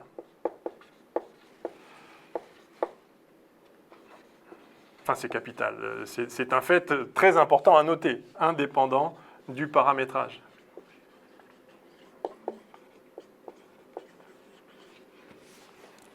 D'accord ? Tout simplement parce que prenons un paramétrage affine, si vous faites un lambda prime qui vaut A lambda plus B, là ça va vous faire A fois plus, mais là ça va vous faire A fois moins, D lambda va être A fois plus, donc D sur D lambda ça va être A fois moins, et puis comme il y a la racine ici, vous voyez que ça ne dépend pas du paramètre. Mais si vous prenez un truc qui n'est pas affine, en chaque point, il y aura une dérivée ici. Vous aurez le même facteur multiplicatif là, vous aurez un d sur... Si vous voulez, vous pouvez écrire d sur d lambda prime, ou d lambda prime sur d lambda, on va remplacer. Vous l'aurez une fois là, et vous l'aurez deux fois là, dans le sens inverse, mais sous la racine, et donc ça s'annihile. Donc la longueur de la courbe, c'est la longueur de la courbe, indépendamment du paramétrage de la courbe. Donc on a dit, dès le départ, que, attention, une courbe, ce n'est pas juste une trajectoire, c'est une application qui décrit comment elle est parcourue en fonction du paramètre, mais la longueur elle-même ne dépend pas de ça. Alors, ne dépend pas de ça à condition que votre paramétrage ne revienne pas en arrière. Parce que si vous paramétrez le truc pour faire des trucs comme ça, voilà, vous allez repasser plusieurs fois sur au même endroit. Et donc, en fait, si vous faites un reparamétrage qui est, on va dire, de A à B, si vous le reparamétrez d'une façon qui ne revient jamais en arrière, donc qui est toujours croissante, ou toujours décroissante d'ailleurs. Si vous parcourez la courbe dans le sens, si vous changez lambda en moins lambda, enfin, disons, si vous parcourez à l'envers, vous allez voir aussi qu'évidemment, vous avez la même longueur de courbe. Donc, si c'est monotone croissant ou monotone décroissant, peu importe, le reparamétrage ne changera pas la longueur de la courbe. Il ne faut pas que vous repassiez deux fois par le même point, parce que là, vous comptez la même distance. Alors, en fait, ce que je viens de dire là, oralement, c'est un des exercices du DM, pour ceux qui ont commencé à le voir. Je vous montre vous l'avez vu déjà, très bien. Donc, vous voyez, c'est très, très simple, mais formalisez-le, écrivez-le, et vous verrez...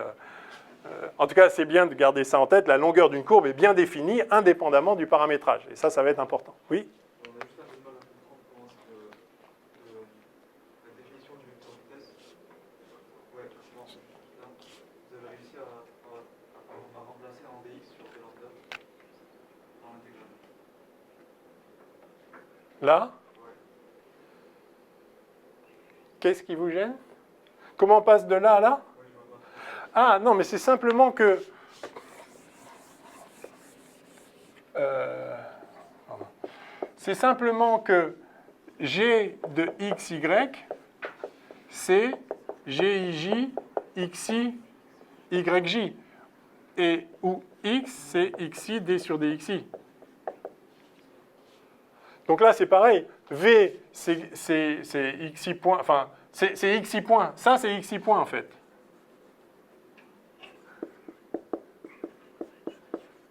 C'est ça que j'ai fait.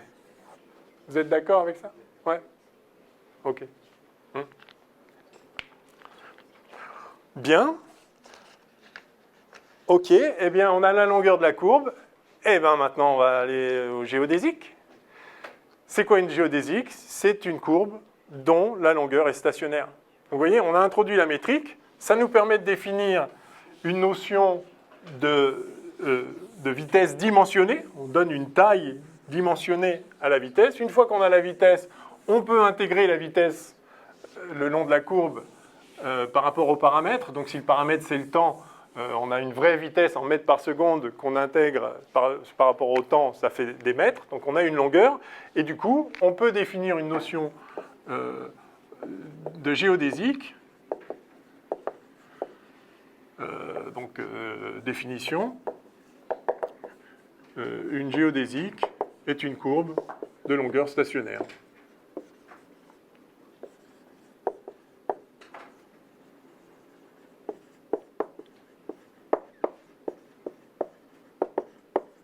Voilà, point final.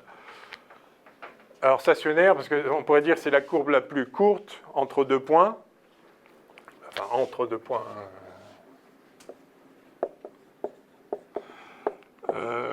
Mais ça pourrait être aussi la plus longue. Et en fait, ça pourrait même être, enfin, elle est simplement stationnaire. Vous avez l'habitude de ça, hein. Par exemple, sur une sphère, entre ces deux points-là, si on dit que je suis à l'équateur, là, la courbe la plus courte, ça va être celle-là.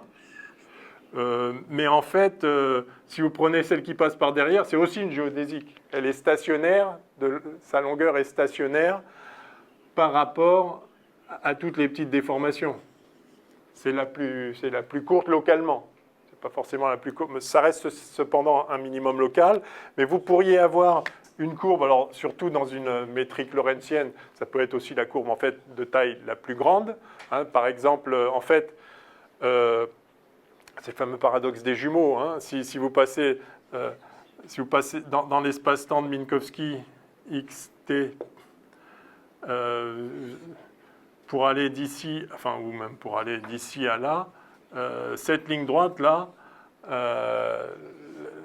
où vous restez là où vous êtes, c'est en fait, vu le signe, c'est plus grand que si vous faites ça, quoi. Le jumeau qui reste, le jumeau sédentaire, enfin, est plus âgé que celui qui a voyagé. Vous avez, ouais. Quand on dit stationnaire, en fait, vous parlez de l'action. Ça revient à un principe de moindre action, mais la longueur stationnaire, ça veut dire que donc, vous avez une courbe entre un point A et un point B. Alors, comment on fait les choses proprement? C'est que vous prenez une déformation de la courbe, voilà, et si vous voulez, enfin, il faudrait faire les choses peut-être encore plus proprement, mais en chaque point, la variation, donc il y a une certaine variation en chaque point par rapport à la courbe, vous prenez une certaine direction pour repérer la variation, et puis vous faites epsilon fois donc vous avez la courbe gamma, et puis vous avez une autre courbe rouge ici, gamma prime, et puis je le fais semi-proprement,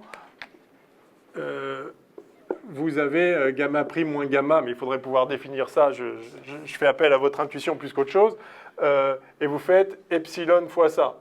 Hein. Et puis vous faites tendre epsilon vers 0, et donc vous rapprochez la courbe de plus en plus. Et vous regardez la longueur de la courbe gamma prime, moins la longueur de la courbe gamma. Quand epsilon tend vers 0,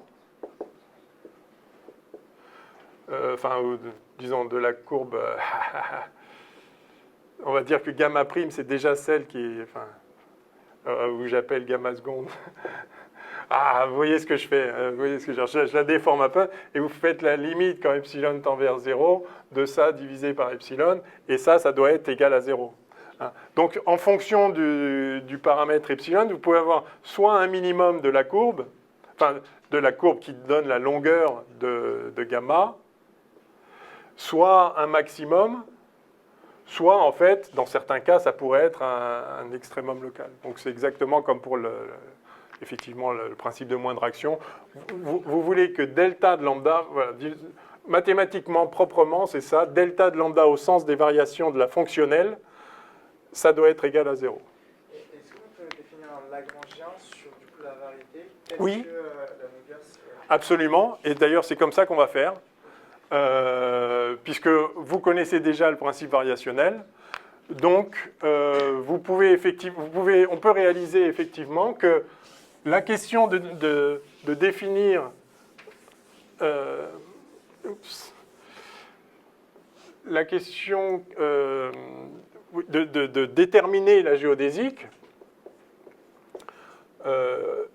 sachant que L, c'est somme de A à B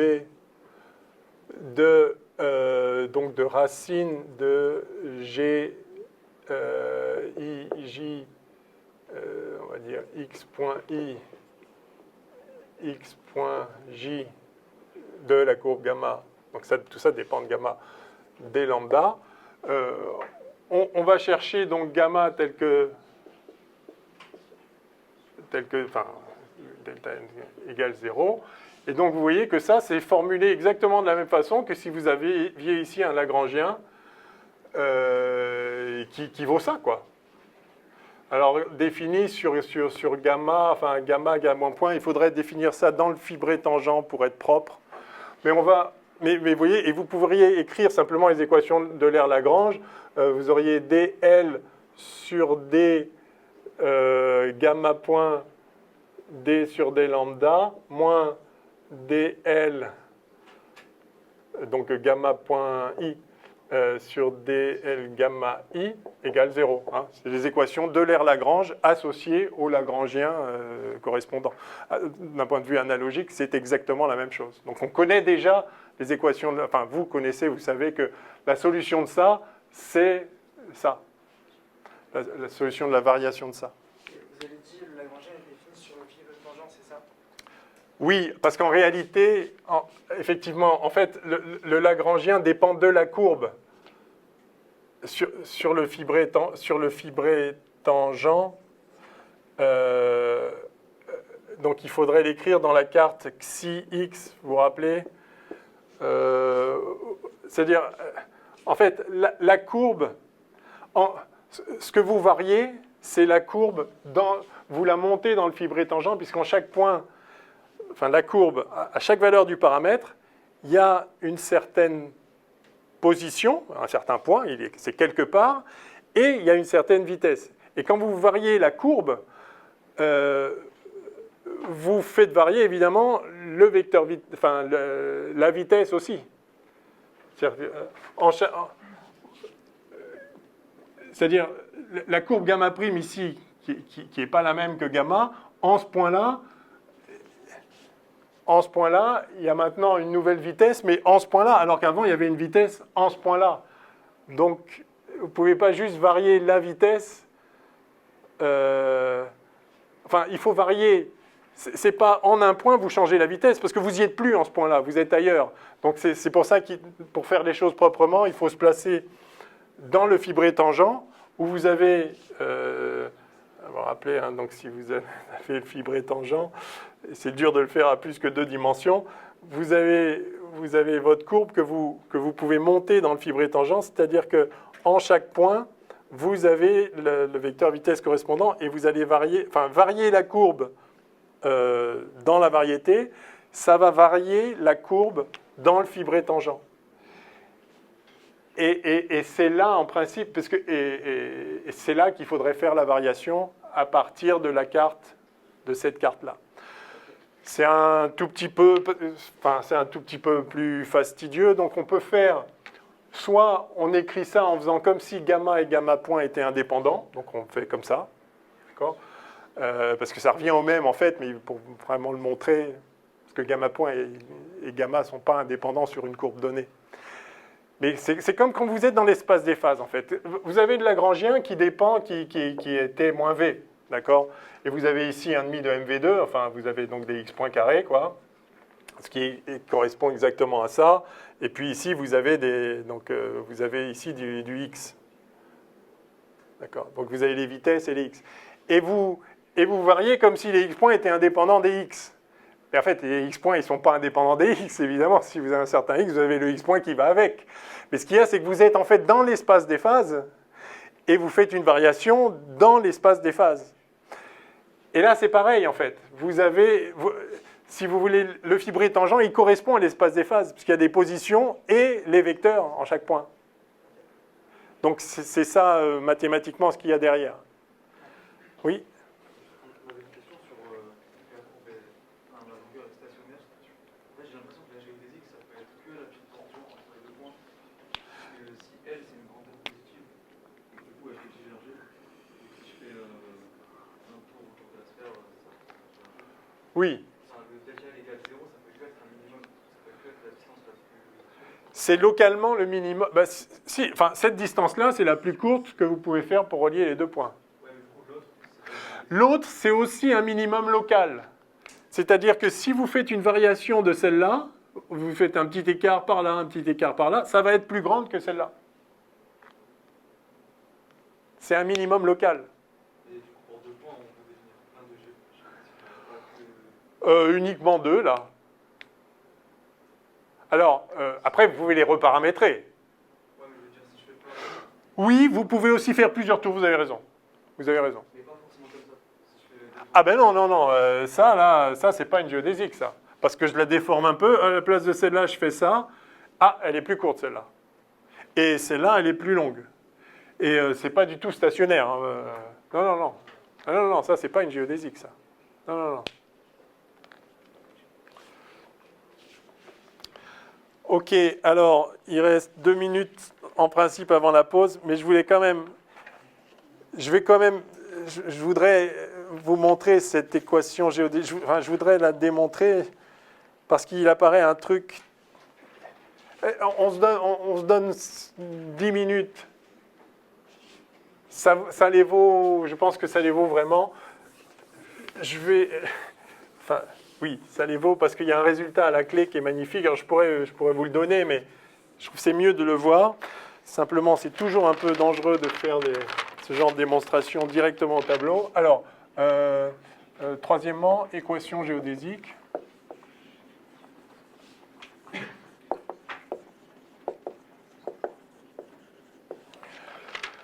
Je vais essayer d'aller vite. Donc, en fait,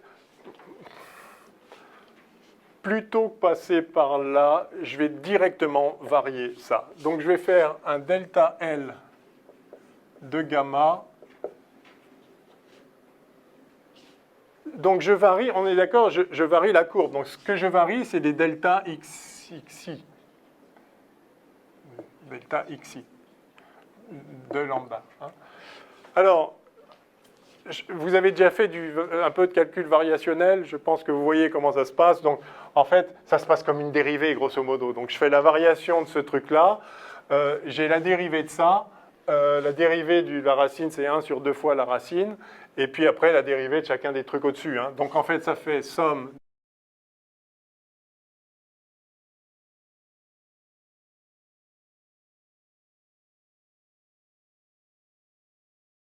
Alors, voyons si je peux refaire ce petit calcul de façon un peu plus directe que dans le cours, sans m'emmêler dans les indices.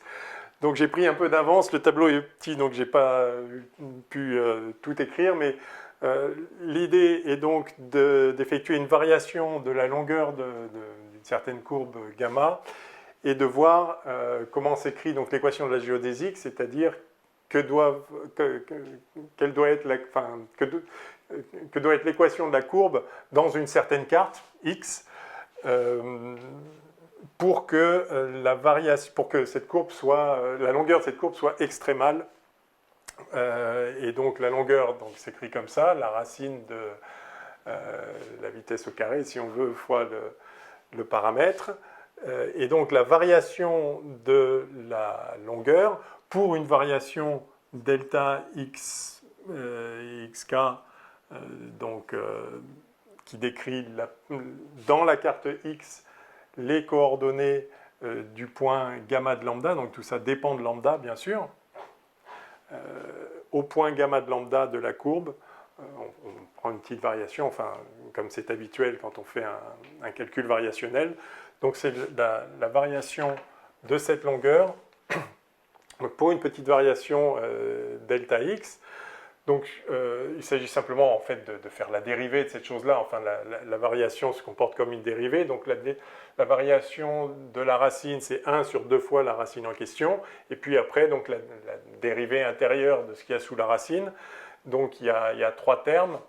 Et donc G varie parce que G dépend du point où on se trouve. Donc si on change de trajectoire, il va y avoir une variation de la métrique au point lambda. Tout ça c'est de lambda, enfin, au point de lambda. Donc de x de lambda, si vous voulez, tout ça c'est de lambda, de lambda. Donc il y a une variation de la métrique. Et puis ça, évidemment, ça ne change pas. Je renote x point ici au lieu de dx alpha sur d lambda, mais c'est exactement ce que ça veut dire. Le point, c'est la dérivée par rapport à lambda. Donc ensuite, ça ne bouge pas, mais le premier varie. Alors attention, ce qui varie, ce n'est pas la dérivée. Ce qui varie, c'est la courbe. Donc ici, ce qui doit intervenir, c'est d de delta de x alpha sur d lambda, sans toucher au deuxième. Et puis, pareil avec le dernier, je ne touche pas aux deux premiers et je fais... si vous voulez, en fait, le delta et le d commutent. Bon, ça peut se montrer très simplement. Donc, c'est d de delta x bêta, mais que je laisse donc comme ça. Alors, simplement, la chose à remarquer ici, c'est que ces deux termes sont en fait le même, puisque le rôle de alpha et bêta sont échangés, mais évidemment, la métrique est symétrique. La métrique est symétrique. Et donc, j'ai alpha bêta, j'ai bêta alpha, c'est la même chose. Donc, tout ça, c'est 2 fois le même terme. Donc, là, il y avait le 1 sur 2 qui est éliminé ici par le 2 fois lui. Donc, j'en note qu'un et je vire le 2. Donc, ça, c'est ça. Exactement le même terme, j'ai juste recopié. Et puis là, donc, j'ai simplement écrit que donc le 1,5, c'est lui. Ah, pardon, ce que je n'ai pas dit aussi, c'est qu'on peut toujours se débrouiller pour paramétrer la courbe de telle sorte que la vitesse soit 1, moyennant un changement de paramètre. Comme on a vu que la longueur de la courbe ne dépend pas du paramétrage, on peut choisir un paramètre tel que, en chaque point, la vitesse soit 1. Donc ça ne pose pas de problème. Ça permet de l'éliminer d'ici. Donc je l'ai effectivement éliminé, et il reste le 1,5. Bon, alors, 1,5 de quoi? Donc 1,5 de ça, ok, c'est fait. Et puis 1,5 de ça. Alors là, donc j'ai laissé x.alpha, x.bêta. Et là, c'est simplement la variation de g associée à une variation de dxk, évidemment. Donc c'est simplement la dérivée, enfin le 1,5 c'est celui-là, donc c'est juste la dérivée de g alpha bêta par rapport à dxk fois la petite variation dxk. Donc c'est tout à fait standard.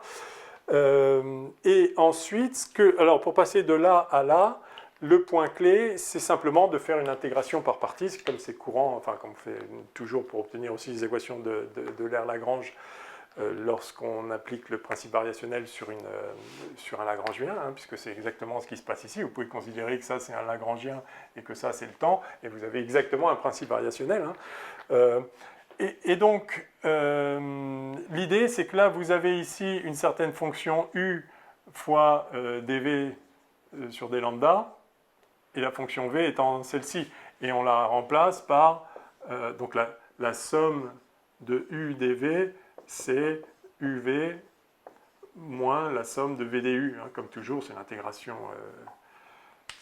par partie standard. Donc et toujours, dans le principe variationnel, on maintient les deux bornes, c'est le point de départ de la courbe et le point d'arrivée de la courbe, on les maintient fixe, puisqu'on regarde une variation entre les deux points. Donc le terme tout intégré ici s'annule, puisqu'on ne change pas la courbe au point de départ au point d'arrivée. Et donc, j'ai simplement remplacé la somme de U dV par la somme de V du. Voilà, donc D de ce U-là. Alors maintenant, ce qui reste à faire, bien sûr, c'est de voir que...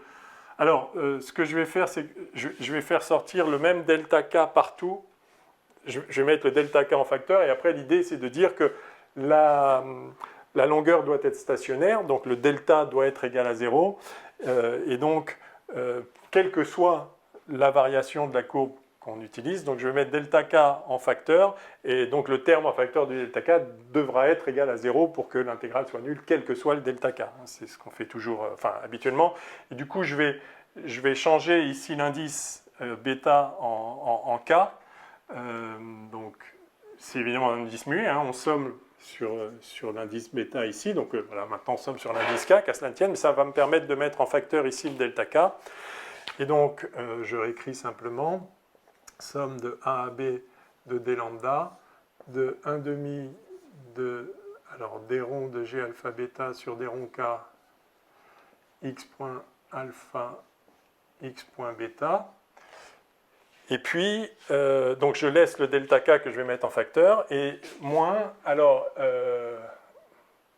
donc moins, cette dérivée-là, donc là j'ai une dérivée qui est D sur D lambda de G alpha K,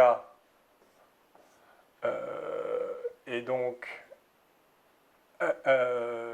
oui, ok, x point alpha, plus, donc avec le signe moins G alpha K, D sur D lambda de x point alpha, c'est-à-dire x2 point alpha. Voilà. Donc tout ça fois delta de xk égale 0. Pardon, oui, c'est ça. Et simplement ça, je l'écris comme, donc c'est la dérivée par rapport à lambda, mais G dépend de lambda par l'intermédiaire des x, alors je vais l'appeler x bêta de lambda pour faire sortir le même x point bêta. Donc ça, c'est simplement c'est d de G alpha k sur d bêta. Attendez, ici j'ai écrit k, c'est sur d rond xk, hein, j'ai simplement recopié là. D de alpha k sur d rond x. Donc je vais faire sortir x point bêta fois x point sur dx bêta fois dx bêta sur d lambda, c'est-à-dire x point bêta. Voilà, donc ça me permet ici de pouvoir tout factoriser. Le delta k, je l'ai déjà factorisé, et là je fais apparaître un x point alpha, x point bêta, x point alpha, x point bêta. Et donc, alors voilà, c'est là que donc j'efface le haut. Normalement, je ne me suis pas trompé, donc on peut effacer. Et donc, ce qu'on voit, c'est que tout ça doit être égal à 0. Donc, je peux écrire ici, je vais dire, alors je vais changer de signe aussi. Donc, j'ai G alpha K x2 point alpha, ça c'est ce terme-là. Ensuite, donc plus ce terme-là, donc plus d rond de G alpha K sur d rond x bêta x point alpha, x point bêta, que je vais mettre en facteur. Donc j'écris tout de suite celui-là, alors par contre avec un signe moins 1 demi de d rond de G alpha bêta sur d rond xk, et tout ça, c'est fois x point alpha, x point bêta, et donc tout ça doit être nul pour une géodésie. Alors avant d'encadrer, je vais transformer un tout petit peu ça, donc je vais effacer là.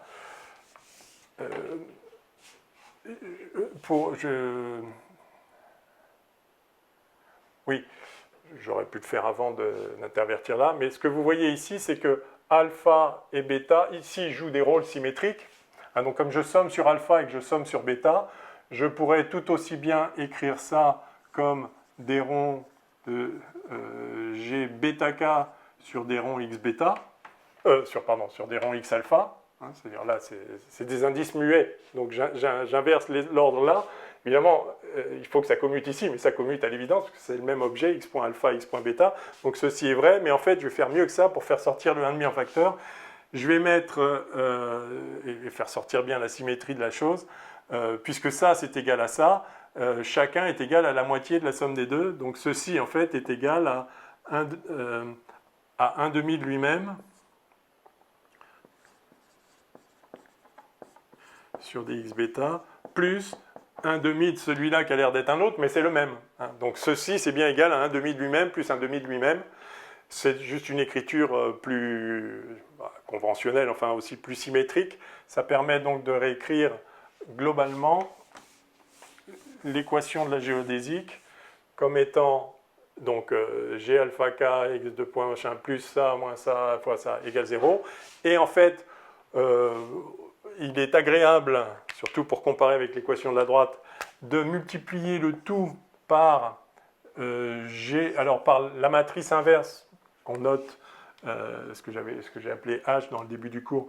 G, alors je vais en faire par exemple, peu importe, I. Je multiplie par G, I, K. Voilà, hein, la matrice inverse ici. Et donc, de toute cette équation, alors voyons ce que ça donne. Donc, si je fais, donc je fais fois GIK partout. Hein, d'accord. Donc, pour le premier terme, j'ai GIK, G alpha K. Hein, vous voyez, alors G alpha K ou GK alpha, c'est pareil. Et vous voyez que là, j'ai simplement le produit de deux matrices. La matrice que j'avais appelée H, la matrice inverse, la matrice G avec les indices en haut, fois la matrice G avec les indices en bas. Donc et il se trouve que le produit de ces deux matrices, c'est l'identité, c'est ce qu'on a vu. Donc ça, en fait, par définition de cette écriture-là, ça, c'est delta de I alpha. D'accord ? Donc quand j'applique delta de I alpha à x de point alpha, vous voyez que ça me remplace simplement alpha par i. Ça sélectionne le i, le seul qui n'est pas nul ici. Donc finalement, toute cette équation-là s'écrit, alors pour le premier terme, ça fait x de point i, tout simplement. Voilà. Plus ça, plus gik, alors plus 1 demi, le 1 demi qui est en facteur de tout le monde, là, plus 1 demi de gik, la chose avec laquelle j'ai multiplié, fois tout le reste. Donc fois d rond de g alpha k sur d rond x bêta, plus le même en intervertissant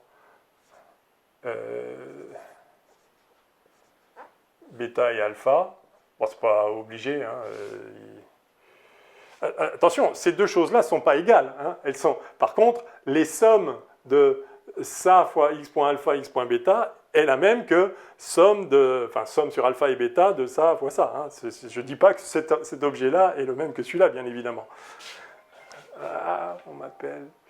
Oups, pardon. Je rappellerai. Ok, donc on a ces deux premiers termes, ok, moins. C'est assez conventionnel de l'écrire comme ça parce que c'est une forme bien symétrique. Sur des ronds xk, voilà, x.alpha, x.bêta égale 0. Et ça, c'est vraiment magnifique.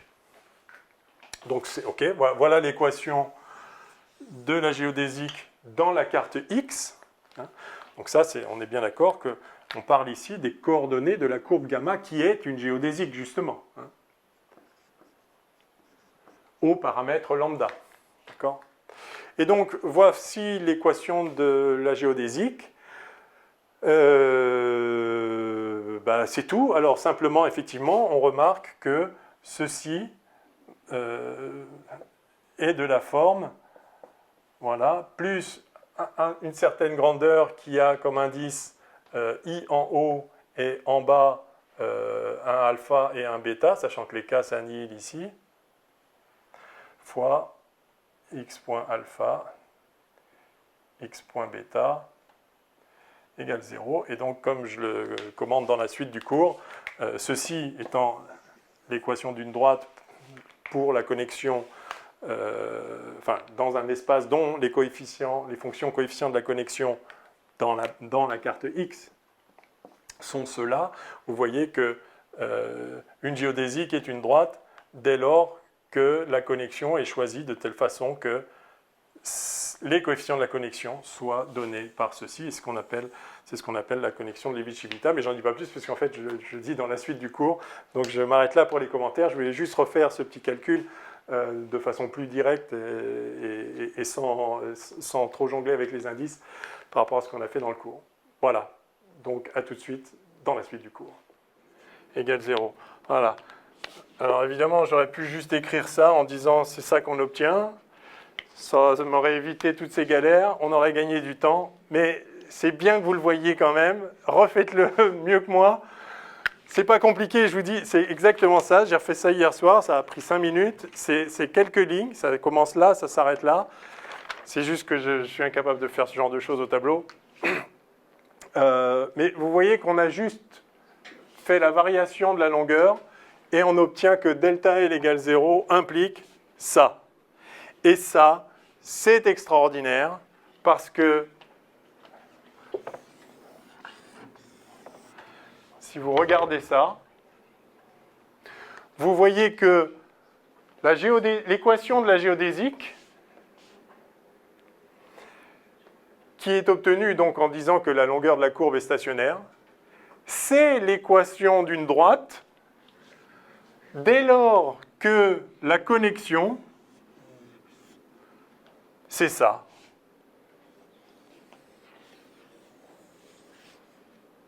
Enfin, que les coefficients de la connexion sont ça. Alors, il faudrait que je vais renommer les indices ici. Je vais dire que c'est x de point R plus gamma R, du coup ici IL, x.i, x.l égale 0. Voilà l'équation d'une droite, voilà l'équation d'une géodésique. Eh bien, vous voyez que si je définis la connexion gamma, ici dans la carte X, telle que gamma R IL dans la carte X soit égale à ça, alors j'ai exactement l'identité entre ligne droite et chemin le plus court, au chemin stationnaire, disons. Donc vous vous rappelez, quand on a essayé de définir qu'est-ce que c'était qu'une droite en s'affranchissant de l'hypothèse d'un espace affine où les vecteurs peuvent se transporter partout sans faire attention au chemin suivi, on a eu deux définitions. Une, c'est je vais tout droit, je ne tourne pas, je ne tourne jamais, donc je garde toujours la même direction. Et ça, c'est cette définition-là, c'est une droite. Et on avait une autre définition qui est, c'est le chemin le plus court. Et le chemin le plus court, c'est ça, c'est delta L égale 0. Ce sont deux notions complètement différentes de droite. Une qui nécessite l'existence d'une métrique, une autre, et qui se fiche pas mal d'ailleurs des dérivées covariantes, une qui n'a pas besoin d'une notion de métrique, juste d'une dérivée covariante qui donne, une dérivée covariante qui donne une notion de parallélisme, si vous voulez, ou de transport parallèle. Mais ces deux notions peuvent coïncider pour donner une seule et unique notion de géodésie qui est à la fois le chemin le plus court et le chemin droit, et la ligne droite. Vous voyez que la dérivée covariante et la métrique sont aussi deux façons différentes de donner une forme à une variété. Vous vous rappelez l'exemple de la sphère, donc, qui peut être de différentes formes, ça reste toujours la même forme, ça reste toujours la même sphère en tant que variété topologique. Mais si je mets une notion de transport parallèle, une dérivée covariante, alors ça lui donne une forme. Mais bien évidemment, la métrique aussi peut donner une forme. Parce que si vous dites que vous avez telle distance entre là et là, et telle distance entre là et là, évidemment, c'est une autre façon de donner une forme. Alors tout ça, donc la notion de droite, chemin le plus court et la notion de droite, on ne change pas de direction, peuvent coïncider si vous choisissez une connexion qui, dans une carte donnée, est définie comme ça. Et ça, c'est ce qu'on appelle... donc, on a coïncidence. Donc, une ligne droite est le chemin le plus court.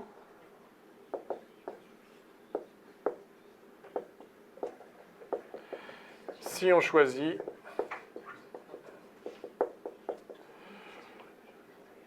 la connexion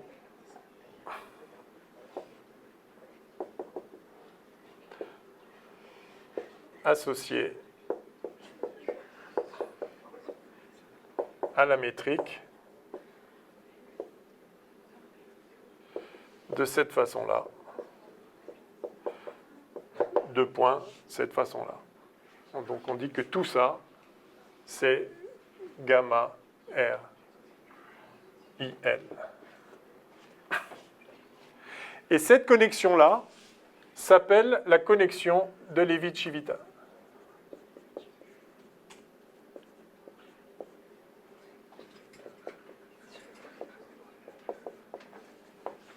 OK? Donc vous voyez, étant donné une métrique, vous pouvez a priori choisir la dérivée covariante que vous voulez, parce que ça n'a rien à voir, c'est une autre structure. Mais vous pouvez choisir la dérivée covariante associée à la métrique d'une façon bien particulière, qui est celle-là, qui s'appelle donc la connexion de Levi-Civita, qui fait qu'une ligne droite est le chemin le plus court. Et donc c'est ce qu'on fera évidemment en relativité générale, on fait toujours l'hypothèse que la connexion est donnée par la métrique, c'est-à-dire que vous voyez que c'est payé un peu plus cher de donner une métrique par rapport à donner une dérivée covariante. Si vous avez une dérivée covariante, ça ne vous donne pas une métrique. Si vous avez une métrique, vous pouvez former une dérivée covariante. Alors en fait, il existe une unique métrique compatible avec... Pardon, il existe une unique connexion, donc dérivée covariante, il existe une unique connexion compatible avec la métrique en ce sens-là, si on fait l'hypothèse que la connexion est sans torsion. Et j'ai employé un mot qui est connexion compatible avec la métrique. Alors, compatible en ce sens-là, les droites sont les chemins les plus courts, enfin les chemins stationnaires. Oui, j'ai dit le plus court, j'aurais dû dire stationnaire ici. Bon, rectifiez vous-même. Il y a une autre chose importante, un autre élément important de cette compatibilité qui fait qu'en fait, on peut définir la métrique de la connexion de Levi-Civita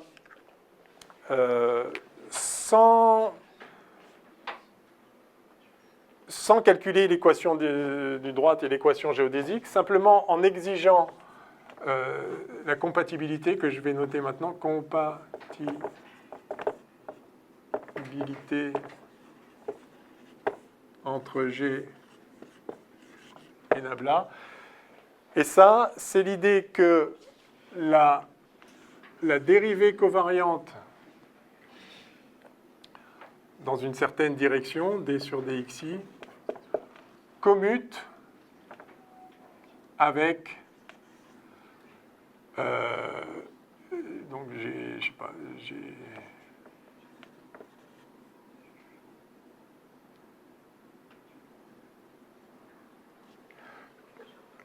commute avec cette oui, non, enfin plutôt que ce soit égal à 0. Voilà. Et du coup, la dérivée covariante commute avec les abaissements et élévations d'indices. Est-ce qu'on fait une pause? Oui, allez, on fait une pause.